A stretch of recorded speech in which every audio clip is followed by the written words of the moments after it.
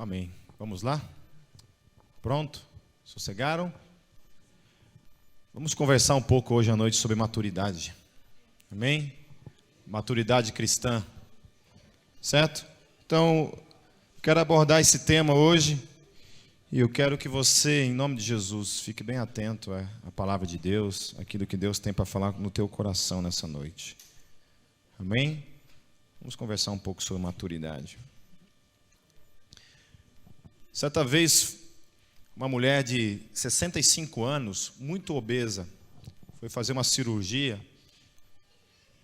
por outra razão, e foi encontrado no ventre dela um feto petrificado.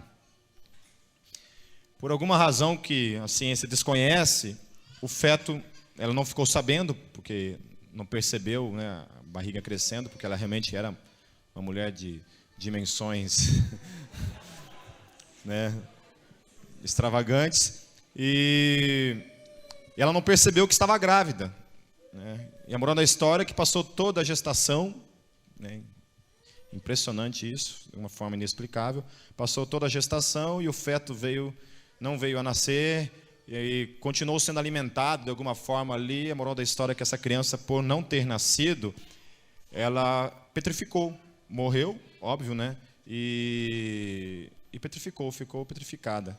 Então, aos 65 anos de idade, quando essa mulher foi fazer uma cirurgia, foi encontrado no ventre, então, essa criança já em estado de petrificação, né? Por que eu estou falando isso? Por que eu estou dando esse exemplo? Porque, de alguma forma, eu e você, nós adentramos nesse mundo, e esse mundo, mesmo que nós não queiramos passar, nós teremos fases na vida, nós teremos ritos de passagem, que por mais que eu e você não queiramos necessariamente oficializar esses ritos de passagem, né, em algumas culturas você vê isso bem estabelecido.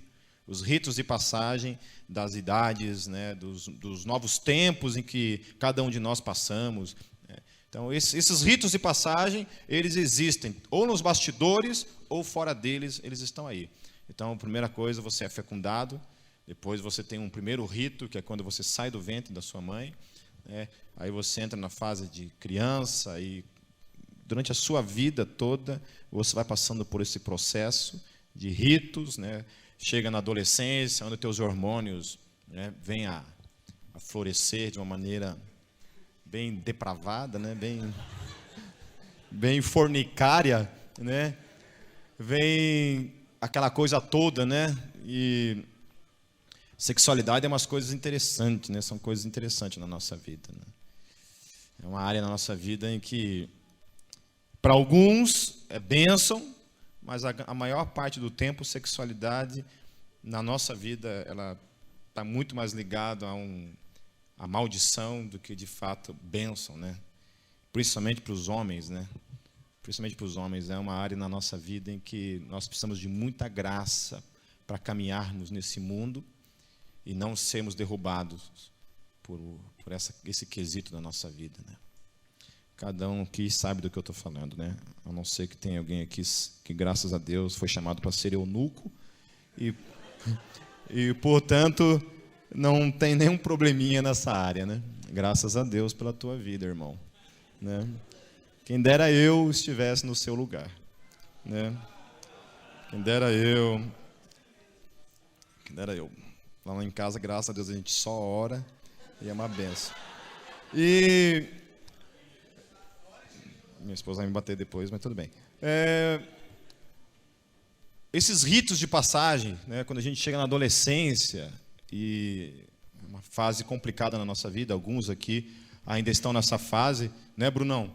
Estamos aí, né, nessa fase de adolescência. Chega na fase jovem, fase adulta, e passamos para a terceira idade, e finalmente, então, deixamos este mundo, onde é o último rito de passagem, né? Então, durante todo esse processo que se chama vida aqui na Terra, a gente está o tempo todo passando esses momentos em que a gente se despede de algumas fases da nossa vida e nós somos desafiados a viver um novo tempo, né? Desde o nosso corpo, ele tem que se adaptar a essas mudanças que vão acontecendo durante a vida, né? Eu ainda estou um pouco distante da terceira idade, né? Mas não sei, né? Dizem que depois dos 18 a coisa passa mais rápido, né? Mas a gente olha para a vida assim e a gente não vê a vida passar tão rápido, né? Quando a gente tem 18 anos, quando a gente tem 15 anos.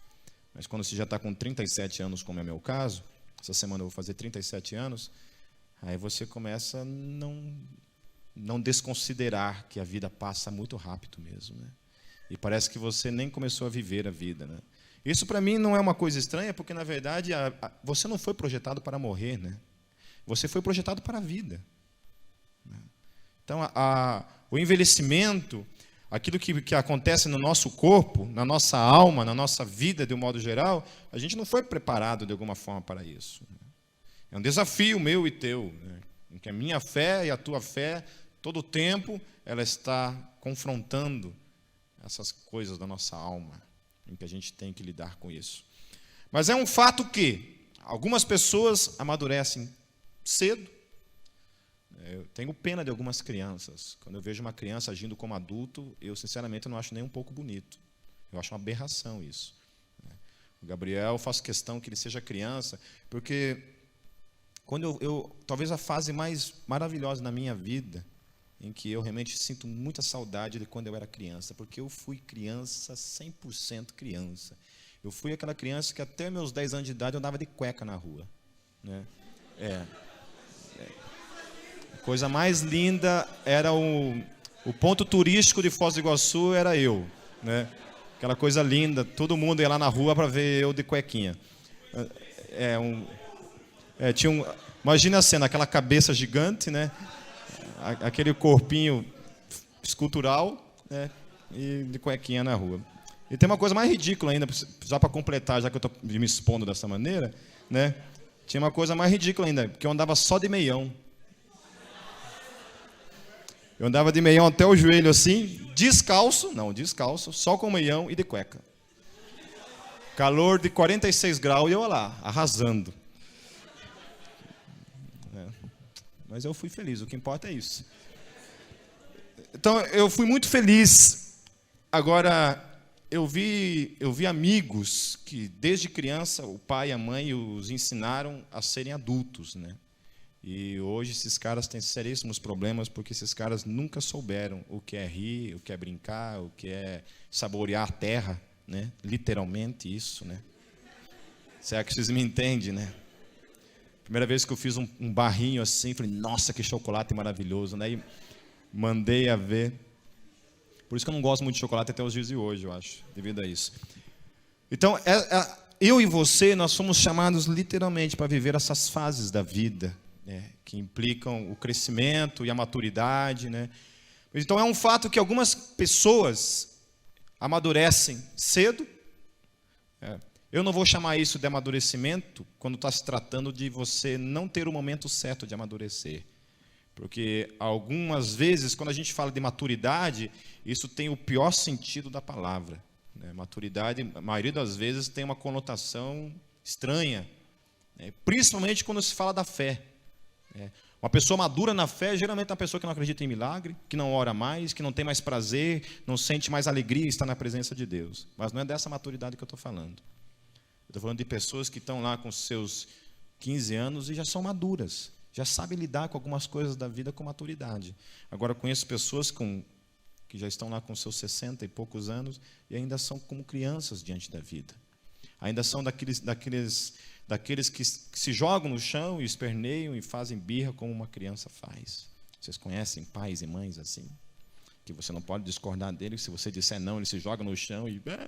né, só pode colocar um bico na boca e, né, sair rodando a baiana. Conhecem pais assim? Então, eu também conheço.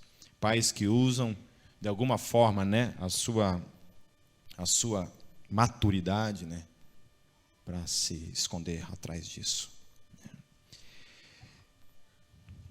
Esses ritos de passagem, eles são parte de um processo na minha e na tua vida que Deus estabeleceu e que, na verdade, eles vão tipificar também, de alguma forma, aquilo que acaba acontecendo na minha e na tua vida de espiritualidade dentro do reino de Deus. Então, quando a gente está falando de reino de Deus, a gente não está falando de algo que vai trabalhar apenas as questões abstratas da vida, ou seja, tratar apenas questões do teu espírito e da tua alma, né? A espiritualidade que o cristianismo propõe é uma espiritualidade que ela vai abraçar todas as áreas da sua vida, a sua totalidade. O projeto de Deus dentro dessa comunidade e dentro da proposta cristã que ela tem é que você alcance a maturidade em todas as áreas da sua vida, e inclusive na sua sexualidade. Amém? Aleluia! O sobrenavasorianda, né? Amém? Até na sua sexualidade, porque tem gente que acha que Deus está preocupado unicamente com a questão do teu espírito, né? Aí você se torna aquela pessoa que nunca alcançou a maturidade na sua sexualidade. Eu estou falando isso para os casados, amém? Os solteiros aí, ó, compra um biquinho e fique chupando até casar, amém? A proposta de Deus é em todas as áreas, na tua área física, na tua área financeira também. Eu não creio que Deus te chamou para você ser um miserável o resto da vida, né? O inverso disso é óbvio que a gente vai propor uma espiritualidade, né, triunfalista, onde só se fala de dinheiro, onde parece que o foco do cristianismo é o dinheiro, e não é isso que eu estou propondo, né? Mas eu fico feliz por ver pessoas aqui dentro literalmente prosperando na sua vida financeira. Não significa que tem 3 carros, 4 casas, mansões, não estou dizendo disso, mas realmente que chegaram aqui e literalmente com a mãozinha na frente e outra atrás, tinha uns CDs no Metallica em casa e não tinha mais nada na vida, né? E Deus foi dando graça, e hoje, graças a Deus, né, tem alcançado crescimento na área financeira também. E isso é muito bom. Amém? Então, assim como esse feto que ficou lá, não saiu daquele rito, morreu, se você não conseguir passar com maturidade, conseguir se despedir do antigo, daquilo que é parte do passado, e você não conseguir alcançar o próximo passo da sua vida, você está correndo sério risco de morrer cauterizado. Morrer lá, fica naquele ambiente ali, não consigo sair disso, e fico a vida inteira nisso tudo. Então aí você vai vasculhando a sua vida, a sua relação com Deus e para com a vida, e dentro disso você vai trabalhando aí, pensando um pouco sobre isso que eu vou falar. Ok? Mateus 18, versículo 2, o evangelista ele fala uma coisa interessante ali. Se você quiser abrir para me acompanhar, eu quero abrir 2 textos. Mateus 18 e 1 Coríntios, capítulo 3 também. Primeiro Mateus 18, apenas os versículos 2 e o versículo 3. E 1 Coríntios capítulo 3. Mateus 18, versículo 2 e 3 diz assim: chamando uma criança, colocou-a no meio deles e disse: eu lhes asseguro que, a não ser que vocês se convertam e se tornem como crianças, jamais entrarão no reino dos céus. E 1 Coríntios capítulo 3, versículo 2 diz assim: dei-lhes leite e não alimento sólido, pois vocês não estavam em condições de recebê-lo. De fato, vocês ainda não estão em condições. Os 2 textos, eles tratam sobre a questão da maturidade, né, ou da tua fase como criança, sei lá. A verdade é que Jesus, ele pega algumas crianças, ele usa eles como referencial, e ele fala assim: olha, se você não se fizer como uma criança, você não entrará no reino dos céus. Ponto. Ok? Tem que se fazer como uma criança. E ao mesmo tempo, Paulo fala e fala assim: olha, gente, tem um problema com vocês. Eu não tenho como tratar de questões sólidas com vocês, de falar de questões sólidas da vida com vocês, porque vocês ainda são crianças. Vocês ainda precisam ficar tomando leitinho. Porque eu não posso tratar com outra coisa séria, porque vocês ainda são um bando de criança. Paulo está falando isso para uma igreja, na cidade de Corinto. Então, ao mesmo tempo, o cristianismo ele trabalha com essas 2 coisas, né? Ora você tem que se fazer como uma criança, e ora você tem que ser adulto para que você receba coisas a mais do que apenas leite. Então, parece que é uma contradição. Boa, vou colocar lá no Orkut, contradição.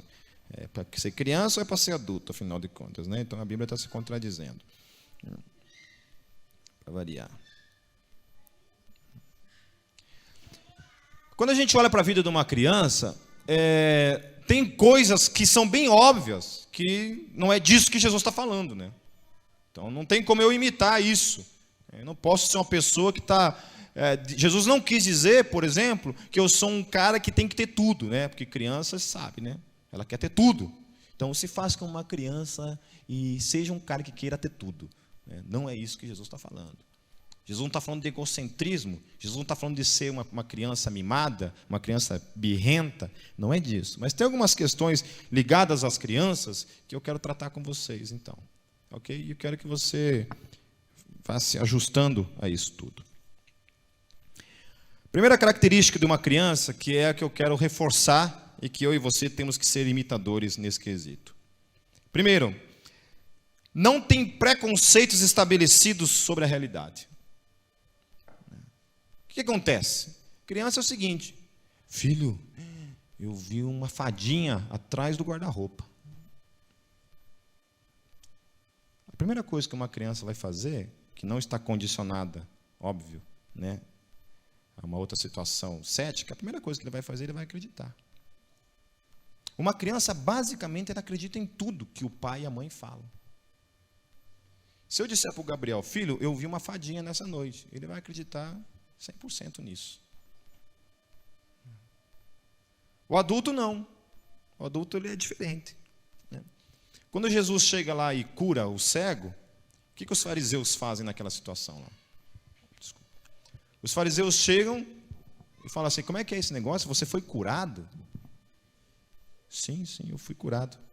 Pô, mas hoje é sábado. Eu falei assim: olha, se é sábado ou não é, eu não sei, só sei que eu fui curado. Mas quem foi o cara que te curou? Foi um tal de Jesus de Nazaré. Não, mas não pode. Esse tal de Jesus de Nazaré é um pecador. O cego responde: olha, se ele é pecador ou não é, eu não sei. Só sei que eu era cego e estou enxergando. Mas você está mentindo. Vamos chamar a tua família. Chamaram a família do cara. Perguntaram: esse cara está dizendo que era cego e está dizendo que está enxergando. O que vocês têm a me dizer? A família falou assim: olha, não sei, só sei que ele era cego. E o cara levantou a mão de novo e falou assim: olha, e eu estou enxergando.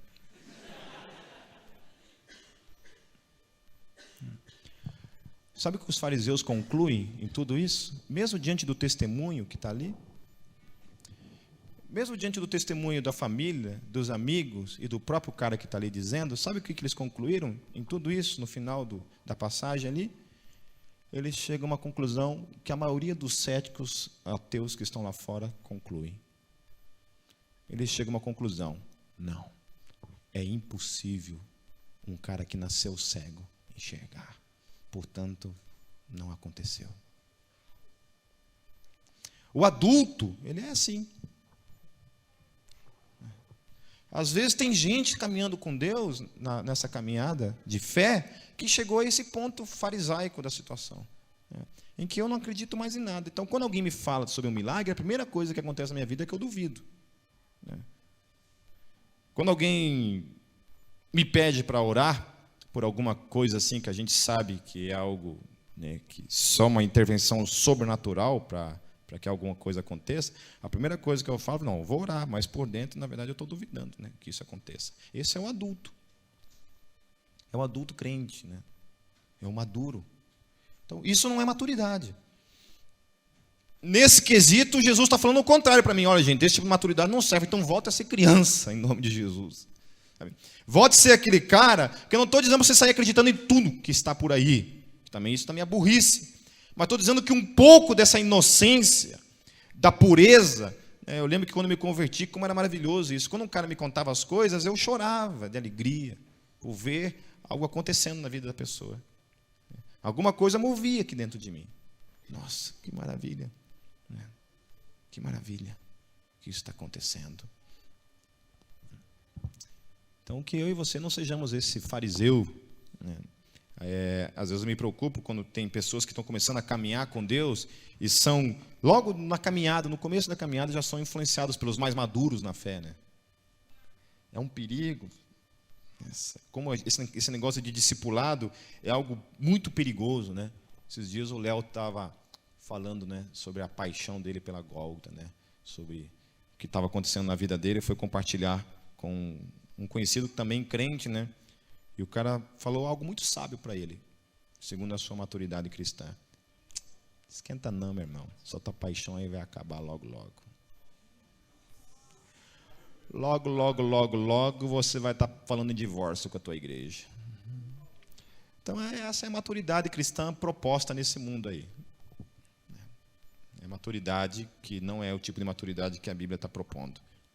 A segunda coisa ligada à criança é que criança, melhor do que ninguém, sabe receber presentes. Gabriel, então, meu Deus, né? É a alegria, né, da vida dele é ganhar presentes. E não sei se tem alguém aqui que não gosta de ganhar presente, né? A não ser que seja uma cueca furada, né? Daí ninguém gosta de ganhar. Mas a maioria das pessoas gosta de ganhar presente, mas principalmente criança. Tem criança que gosta de ganhar presente. Agora, quando se trata da graça de Deus, que graça é mais do que nunca presente, né, nós adultos temos dificuldade. A gente tem uma dificuldade tremenda em ganhar presentes nesse quesito. Eu lembro que a primeira vez, quando eu comecei a fazer seminário, e eu tinha que estudar de manhã, então eu não podia trabalhar, né? Já comecei, o seminário já mal costuma, né? Já ensina o cara a não trabalhar, né? Vai virar pastor mesmo, é para trabalhar, né?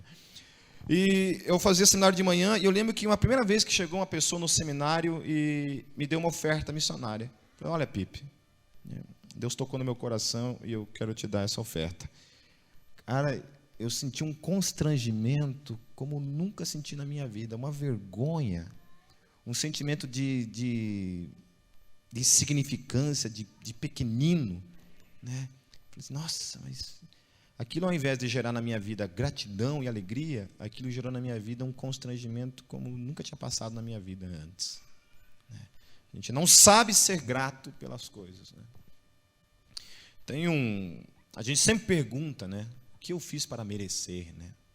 A conotação, ela tem outra, né? O que eu fiz para merecer? Ninguém ganha presente de graça, né? Dá sempre essa impressão que nós, pessoas maduras, temos para com a vida, né? No filme Rocky Balboa,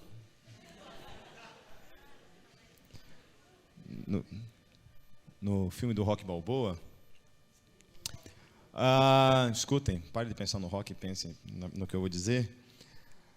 A personagem, tem uma personagem no filme que o Rocky está o tempo todo cooperando. O Rocky, quando era criança, ele tentou falar alguma coisa para ela lá, ela mandou o Rocky catar coquinho, e essa menina cresceu, inclusive era mãe solteira, tudo, e o Rocky ele começou a ajudar essa mulher, de alguma forma. E até um ponto em que essa mulher não suporta toda aquela cooperação dele para com ela e para com o filho, ela chega e ela diz para ele assim, por que você está nos ajudando? Você não deve nada para a gente. Por que você está fazendo isso? E o Rocky ele responde uma coisa assim que impactou assim na hora que eu assisti isso. Ele falou assim, não me deve nada? Mas por que você tem que me dever algo para que eu dê algo a você? Você percebeu que a gente trata da mesma forma para com a graça? Desse jeito. A gente simplesmente não aceita, né? A gente não aceita a graça e ponto final, né? A graça é uma coisa muito bonita, a gente sabe que nós somos devedores para com Deus, né? E a graça, de alguma forma, ela é um presente, porque em algum momento na minha vida e na caminhada com Deus, eu não fiz absolutamente nada para receber a graça. Por isso ela é um presente 100%. É a mesma coisa que eu chegasse para Deus e dissesse, olha Deus, o que eu fiz para merecer a tua graça? E a resposta de Deus foi assim, você não fez nada. É verdade. Mas e quem disse que você precisou fazer alguma coisa para que eu lhe desse a graça? A gente precisa aprender a receber presentes como uma criança recebe. E o maior presente que Deus nos deu foi a graça dele. Amém? Há uma terceira questão também ligada a isso, é que uma criança sabe confiar, e os adultos não. Crianças confiam talvez até demais, né? Tanto que uma das primeiras coisas que os pais ensinam crianças é não confiar em pessoas estranhas. Não é isso? Por que você tem que ensinar isso?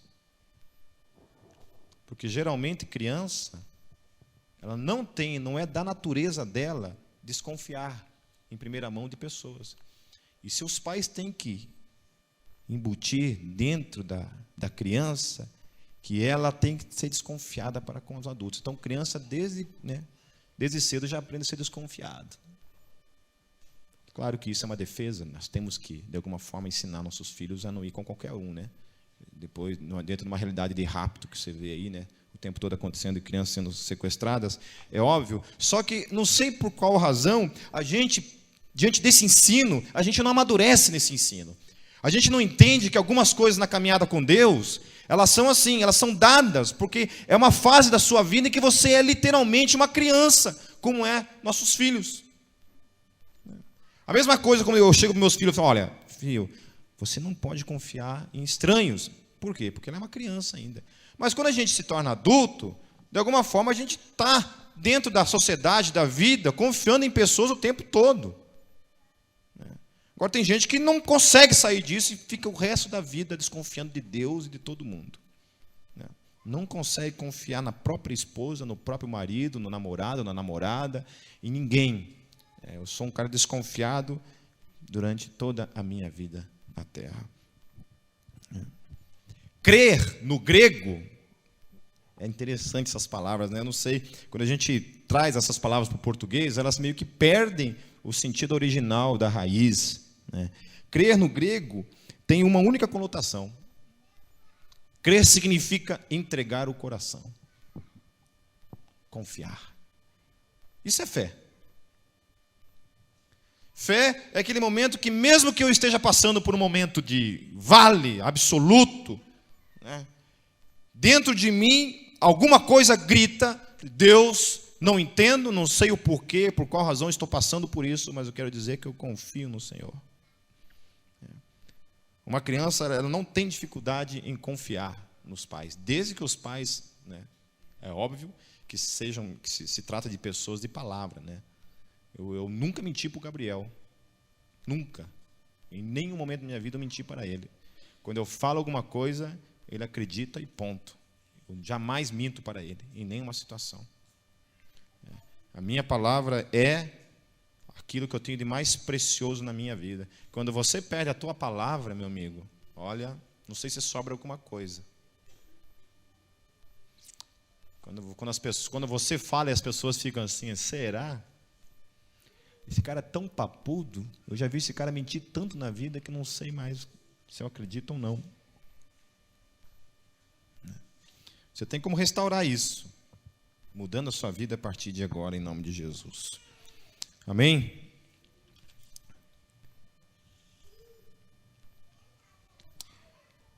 Nós precisamos, nessa caminhada com Deus, mudar algumas frases que crianças costumam falar e que a gente, muitas vezes, nessa caminhada com Deus, a gente não aprende a mudar o nosso linguajar de fé nessa caminhada com Deus. Por exemplo, é muito fácil você ouvir, é muito comum você ouvir uma criança dizer assim, pai, não é justo.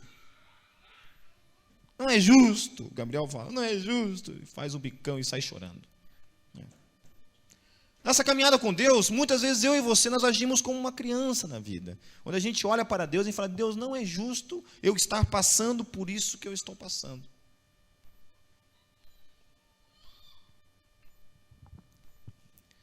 Não é justo. Algum momento na Bíblia Sagrada você leu algo dizendo lá que a vida aqui na terra de alguma forma seria justa? Uma das coisas que você começa a aprender dentro da vida, da caminhada com Deus, da fé cristã, você começa a aprender mais do que nunca de que a vida não é justa. Justiça e a vida não caminham juntos. São duas coisas distintas na vida e nessa caminhada com Deus. Então, a criança, ela fala, não é justo. O adulto, maduro, aquele cara que sabe, que passou dessa fase de criança, de leitinho, que conseguiu transpor a barreira e se tornou um homem de Deus ou uma mulher de Deus maduro, ele fala assim: a vida não é justa, mas eu vou em frente.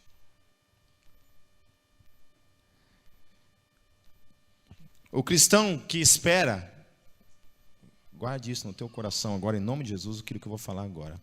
O cristão que espera que Deus resolva todos os problemas familiares, cure todas as doenças, reverta a calvície, né?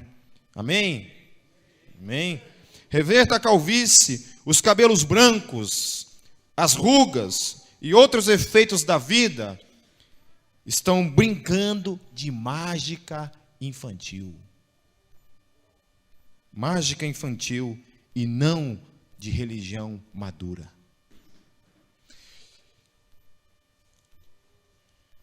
Ninguém gosta de se machucar na vida, isso é um fato. Só que um adulto, quando ele cai e ele se machuca, o que ele faz? Ele levanta e ele enfrenta a vida. Criança, quando cai, fica caída, choramingando, esperando que alguém o venha levantar. O adulto, ele cai, a não ser que ele quebre a perna ou fique, paralítico, ele se levanta e continua a vida, porque ele é maduro, porque ele passou essa fase do leitinho, a vidinha, eu não aceito mais isso, entendeu? Ele é homem, ele é uma mulher de Deus, que encara a vida de frente. Esse é o homem e a mulher de Deus maduro na fé, que passa pelo vale em pé, e não como uma criança com medo do escuro, porque sabe que o Senhor está com ele ali, amém? É aquele cara que cai, machuca, fala assim: Deus, eu não entendi nada, mas eu sei que o Senhor está comigo e eu vou em frente em nome de Jesus.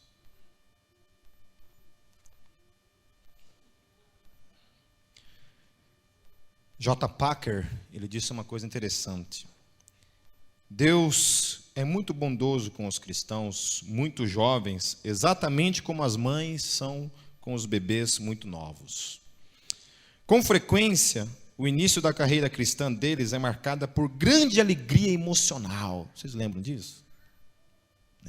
Aquele primeiro amor, que todo mundo chama, onde você está apaixonado por Deus, onde tudo é flores na vida com Deus, tudo é flores.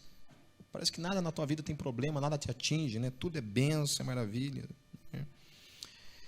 Grande alegria emocional, providências extraordinárias, muitas vezes, respostas notáveis a orações e frutos imediatos em seus primeiros testemunhos. Então Deus os encoraja e os estabelece na vida, mas quando ficam mais velhos e são capazes de suportar mais, então Deus os exercita em uma nova escola mais severa. Sob pressão de influências contrárias e desanimadoras, são expostos a tantas provas quantas são capazes de aguentar. Não mais e nem menos. Assim ele edifica nosso caráter, fortalece nossa fé e nos prepara para ajudar os outros. Eu não sei quanto a você, mas eu tenho uma saudade daquele tempo em que eu era um crente novo na fé, onde que eu desconhecia a realidade da vida cristã, de pessoas. Eu não sabia que igreja era um trem tão cheio de gente problemática como o conhecimento que eu tenho hoje. Eu achava, sinceramente, que a igreja era o lugar mais perfeito do mundo, porque todo mundo lá era perfeito. Eu achava que ninguém nem soltava pum. Depois o cara se converteu, nem gases não saem mais dele. Sabe? Tudo é santificado e não sei, ou se solta é cheiroso. E de repente eu descobri que não, que o crente é podre por dentro como qualquer outra pessoa que está ali fora. O Ângelo sabe melhor do que ninguém isso. E aí você descobre que a igreja, ela é esse lugar cheio de gente doente e problemática, Certa vez eu gostei de uma resposta que um amigo me deu para uma pessoa, né? Uma pessoa aqui de dentro, que chegou e saiu daqui de dentro e falou assim, eu vou sair daquela comunidade. Né? Mas por que você vai sair? Porque aquela igreja só tem gente hipócrita. E essa pessoa respondeu assim, olha, você tem razão. Realmente, é verdade. E acho que realmente o teu lugar não é lá. Realmente, você precisa sair de lá o mais rápido possível e procurar uma igreja. Pena que você não vai encontrar nunca ela. Você vai caminhar durante toda a sua vida e você jamais encontrará um lugar onde não existam pessoas imperfeitas. Boa sorte na tua busca. O dia que você achar esse lugar, você me avisa. Porque eu quero ficar bem longe dela. Porque deve ser o pior lugar do mundo. Um lugar cheio de gente perfeita, onde você não tem a oportunidade de ser quem você é. E eu sei, e Deus sabe que não existe nesse mundo nenhum ser humano perfeito. Então, se essa igreja é perfeita, ela é uma igreja doente. Aquele lugar ali é o lugar mais próximo do inferno. Se existe uma igreja nesse mundo onde todas as pessoas são perfeitas, eu acho que Satanás reina nesse lugar. Porque todo mundo ali está cego e iludido e profundamente enganado. Israel foi isso, né? A criancinha que nunca quis crescer, né? A criancinha que, Deus, só codorna, não aguento mais comer codorna. Não aguento mais comer maná.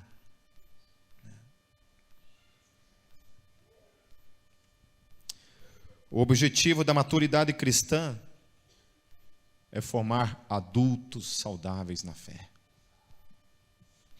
E não crianças mimadas.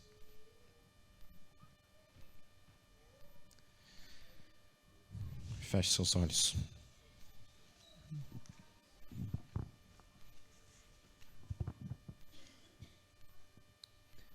Eu quero que você pense um pouco acerca disso. Se hoje você estivesse na frente de um espelho, olhando para si mesmo, qual a conclusão que você chegaria a respeito de si mesmo? Você é uma pessoa que está lá na infância da fé, não consegue sair, está lá amarrado, não consegue passar pelo rito da maturidade, de olhar para a vida como uma pessoa madura na fé.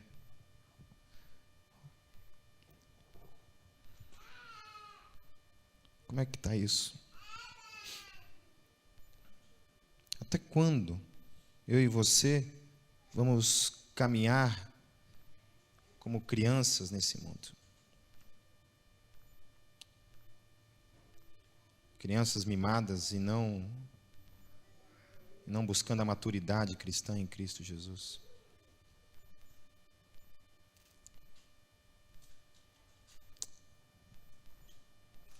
Pai, eu quero, em nome de Jesus, Senhor, clamar ao Senhor primeiramente pela minha vida e pela vida de cada um dos que estão aqui nessa noite, Senhor. Nós estamos num processo, Deus, Deus, que é alcançar a maturidade, Deus, a estatura do varão perfeito, da mulher perfeita em Cristo Jesus. Nós queremos, Deus, diariamente, Senhor, alcançar para a nossa vida, Deus, a maturidade, Senhor. Não no sentido podre, não no sentido cético da palavra, Deus, mas naquilo que o Senhor de fato projetou para nossas vidas. Queremos ser como crianças, Deus, na nossa confiança, na nossa fé. Ó Deus, queremos ser, Pai, mas também queremos caminhar com pessoas maduras nesse mundo, Deus. Com pessoas que se levantam diariamente e caminham pelos vales, Deus, com maturidade e com graça, Senhor. Com graça, Jesus. Fortaleça cada um de nós aqui, Pai, em nome de Jesus. Amém. Amém. Para concluir, certa vez eu li num livro que para que você crie um hábito na sua vida, você precisa fazer uma única coisa 40 dias. Se você conseguir durante 40 dias, todos os dias você fazer algo, 40 dias, depois dos 40 dias, você criou um hábito na sua vida.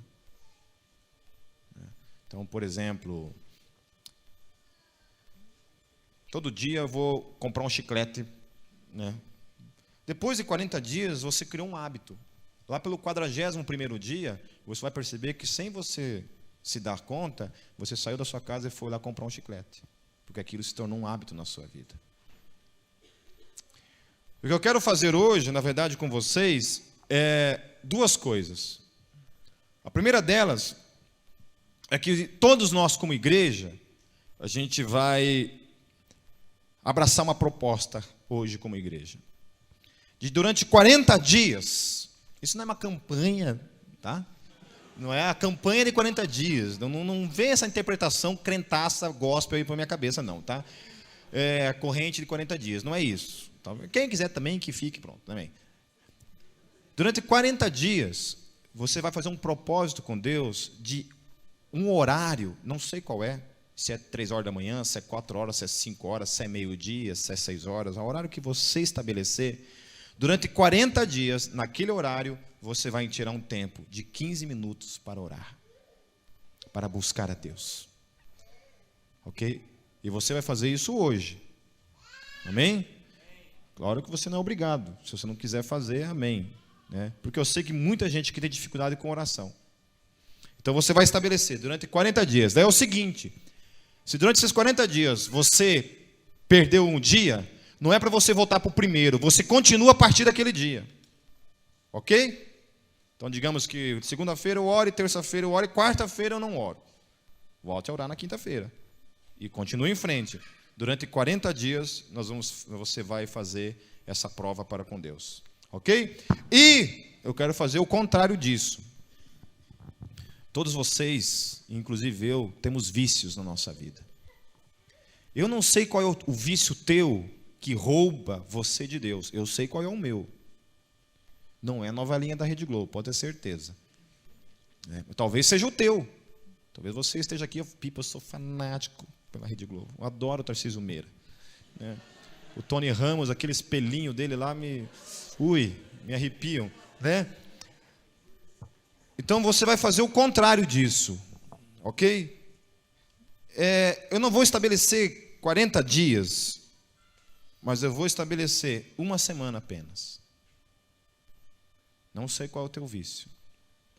O que é aquilo que tem te roubado de Deus. Talvez seja pornografia, talvez seja consumismo, talvez seja a novelinha das 8, das 9, das 10, das 2, sei lá, Deus com a BBB, né? Talvez seja o BBB 9, né? Eu não sei qual é o vício, aquilo que tem te roubado de Deus, né? Orkut, talvez seja o Orkut, né? MTV, não sei. Então é o seguinte, durante essa semana, a partir de amanhã, eu quero que você fique, durante toda essa semana, sem praticar o teu vício. Talvez seja o cigarro, não sei. Talvez você chegou aqui um fumante nessa noite. Então, durante toda essa semana, você vai entrar nesse processo.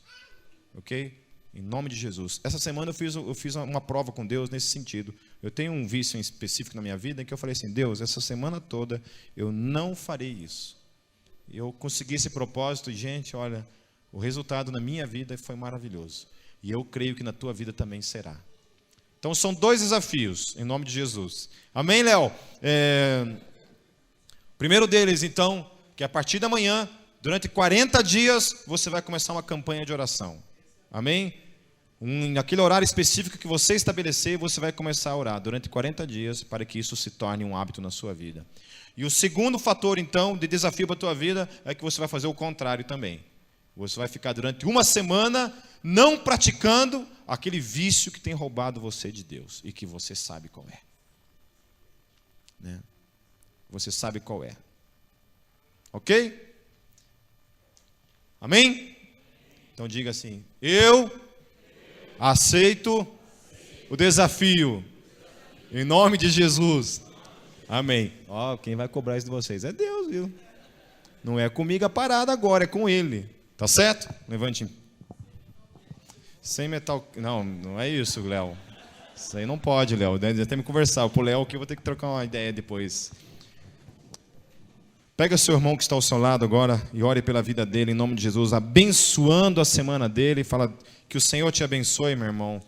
Que o Senhor te dê uma semana abençoada em Cristo Jesus.